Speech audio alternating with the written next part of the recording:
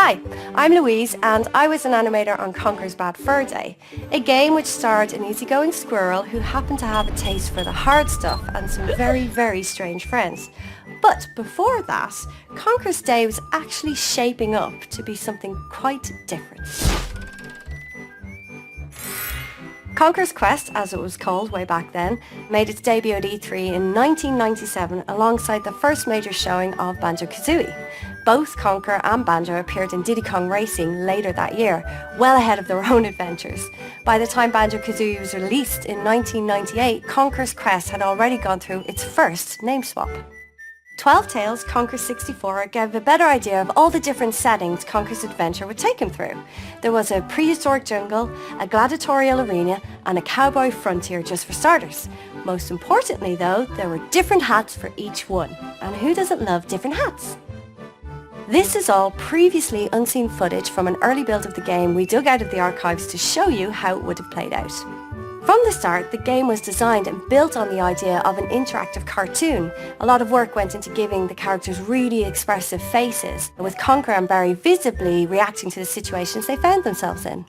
At this point, both our characters were playable. Our hero had his Conker firing catapult, as seen in Conker's Pocket Tales, which was released on the Game Boy Color in 1999, while his world was still relatively sane. As the more hands-on character, Conker also had other tools, including a lasso, a kite, a rocket, and a unicycle. Because why not? Barry, on the other hand, preferred to make use of the critters she found and rescued along the way, which gave her journey a very different feel. But they both had to contend with the dangers of the world, including unfriendly, oversized acorns. If things got a bit hairy, Conker could also get some distance by running on all fours, like a proper squirrel. Even though this was still early, multiplayer was already built into 12 Tales. In co-op, one player could play as Conker's little owl companion, or you could even play 4-player split-screen deathmatch, but without the death. The game went into hibernation when the team decided it needed to take on a new angle in order to compete with the growing number of 3D platformers that were emerging on the market, not least of which was Banjo-Kazooie.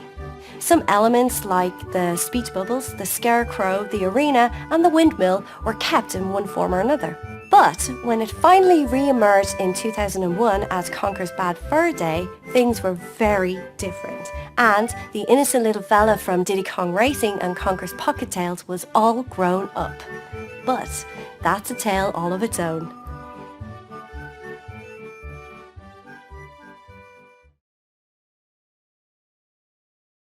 Like and subscribe for the cuteness, then continue the Conker theme with a Bad Fur Day multiplayer breakdown.